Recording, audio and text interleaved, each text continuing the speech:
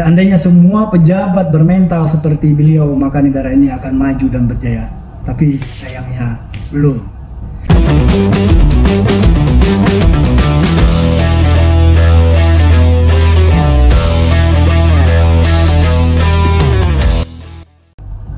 Assalamualaikum warahmatullahi wabarakatuh. Selamat siang sahabat semua. Kali ini kita akan berbicara tentang Bung Hatta.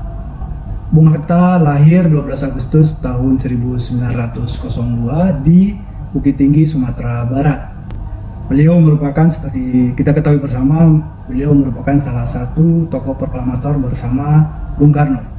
Pada kesempatan ini saya ingin menyampaikan 10 fakta unik terkait dengan Bung Hatta ini sebagai seorang tokoh bangsa, negarawan yang jarang kita temui dari pejabat-pejabat negara yang ada sekarang ini.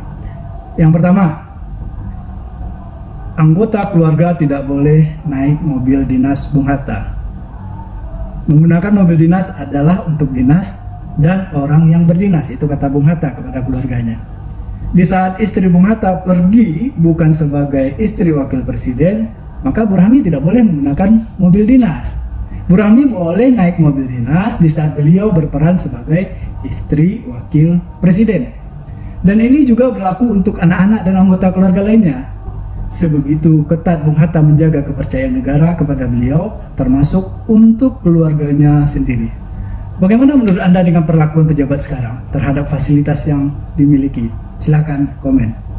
Kemudian fakta unik yang kedua dari Bung Hatta tidak mau memfasilitasi kepentingan keluarga dengan menggunakan jabatannya. Tentunya dengan jabatan sebagai seorang wakil presiden akan mudah bagi Bung Hatta untuk memfasilitasi kebutuhan anggota keluarganya. Ini terjadi saat adiknya ingin memasang telepon rumah. Sangat sederhana ya. Kemudian beliau minta tolong dengan Bung Hatta agar disampaikan kepada Telkom. Tetapi Bung Hatta tidak mau membantu dan mengatakan silakan saja telepon sendiri. Beda ya dengan kondisi pejabat yang sekarang. Fakta yang ketiga, beliau selalu menggunakan penggaris supaya rapi dalam pembukuan keuangannya. Bung Hatta selalu mempunyai catatan atau pembukuan keuangan sendiri. Pembukuan tersebut sangat rapi karena dibantu dengan sebuah penggaris. Inilah ciri khas dari Bung Hatta, dia tertata dan bekerja secara rapi.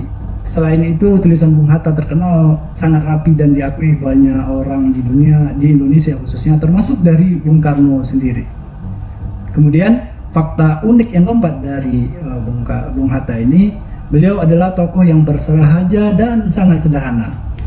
Dalam bekerja selalu membedakan mana yang hak dan mana yang bukan. Suatu ketika Bung Hatta malah mengembalikan dana taktis sebagai wakil presiden yang sebenarnya juga hak beliau. Kemudian beliau juga menolak tawaran menjadi komisaris yang di masa sekarang malah kita lihat para pejabat berebutan untuk menjadi komisaris ya. Kalau bisa, kalau tidak dia ya anaknya, keluarganya dan lain sebagainya. Kemudian di sisi lain, padahal waktu itu untuk membeli suatu sepatu Beli yang diidam-idamkan beliaunya tak punya uang. Bahkan beliau menggunting iklan sepatu Beli tersebut dan disimpan di dalam dompetnya. Sampai akhirnya ternyata sepatu tersebut tidak sempat beliau beli. Kemudian di sisi lain, istri beliau juga pernah membeli mesin jahit dengan cara mencicil. Luar biasa ya menurut saya. Seandainya semua pejabat bermental seperti beliau, maka negara ini akan maju dan berjaya. Tapi sayangnya belum. Fakta kelima tentang uang pensiun seorang wapres. Sebagai wakil presiden tentunya Bung Hatta juga mendapatkan uang pensiun dong. Berapa uang pensiun yang diterima Bung Hatta? Sahabat semua tentunya akan terkaget mengenai nominal yang diterima Bung Hatta sebagai uang jaminan di hari tua. Uang yang diterima sebagai uang pensiun sebesar Rp25. Ini terjadi pada tahun 1971. Ini pensiunan wakil presiden loh. Tahun 71 menerima pensiun sebesar Rp25. Kemudian tahun 1978 naik menjadi Rp1.000.000. Inilah uang pensiun yang diterima seorang wakil presiden pada era tahun 1978. Fakta yang keenam dari Bung Hatta ini merupakan pengakuan dari perguruan tinggi. Bung Hatta meraih pengakuan dari Universitas Gadjah Mada dengan pemberian gelar Dr. Honoris Causa. Kemudian beliau juga mendapatkan gelar Honoris Causa di bidang hukum dari Universitas Indonesia. Dan kemudian beliau yang tidak kalah hebatnya mendapatkan jabatan guru besar luar biasa di bidang politik dari Universitas Pajajaran. Jadi universitas yang terkemuka di Indonesia memberikan penghargaan kepada Bung Hatta. Kemudian fakta yang ketujuh, tiada hari tanpa buku. Kecintaannya kepada buku sangat luar biasa. Sebagian besar gajinya dipergunakan untuk membeli buku-buku baru.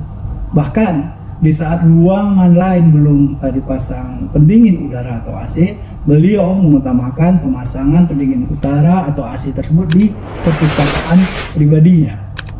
Begitu juga pada saat kembali dari Belanda, beliau membawa 14 peti yang berisi buku semua. Luar biasa kecintaan Bung Hatta dengan buku. Kita lihat juga, semoga kita bisa mengikuti dan pejabat-pejabat yang ada sekarang ini untuk menambah wawasan. Kemudian fakta yang ke-8, jangan pernah pertanyakan jiwa nasionalisnya. Jiwa nasionalis bukan hanya sebatas slogan-slogan yang dipakai untuk pencitraan, tetapi Bung Hatta membuktikan dengan mengatakan dia tidak akan menikah sebelum Indonesia merdeka, dan ini dilakukan oleh Bung Hatta sendiri. Sebelum merdeka dia tidak menikah, dan dia menikah di bulan November setelah kemerdekaan. Fakta lainnya menunjukkan jiwa nasionalismenya, tidak mau menginjak negara Singapura karena Singapura menghukum gantung 2 marinir Indonesia, Usman dan Harun. Hukum gantung tersebut dianggap sebagai penghinaan kepada bangsa Indonesia. Jadi jelas sekali nasionalisme beliau bukan hanya simbol, tetapi langsung dibuktikan dalam tindakan dan perbuatan. Fakta yang ke-9, ini tentang mas kawin yang unik. Bung Hatta menikah di usia 43 tahun, sedangkan Bu Rahmi di usia 19 tahun. Jadi selisih umurnya sekitar 24 tahun. Walaupun menikah di usia yang tidak muda lagi, tetapi mereka menjadi pasangan yang mesra dan bahagia. Hebatnya lagi, hanya ada satu wanita dalam hidup Bung Hatta.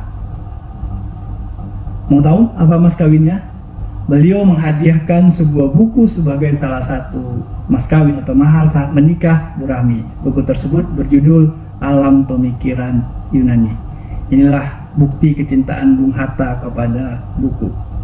Kemudian fakta yang ke-10, Bung Hatta juga memelihara kucing. Dimanapun beliau tinggal, Bung Hatta selalu memelihara kucing. Kalau teman-teman memelihara kucing jenisnya Anggora, Persia, ataupun jenis-jenis kucing peliharaan lainnya, tetapi berbeda dengan Bung Hatta. Kucing menjadi pilihan beliau untuk dipelihara adalah kucing-kucing kampung dengan nama yang sangat unik. Misalnya seperti Hitler, Mussolini, dan lain sebagainya. Para sahabat sekalian, itulah fakta unik dari Bung Hatta. Kalau teman-teman mempunyai fakta-fakta yang lainnya, silahkan komen di kolom komen. Terima kasih. Assalamualaikum warahmatullahi wabarakatuh.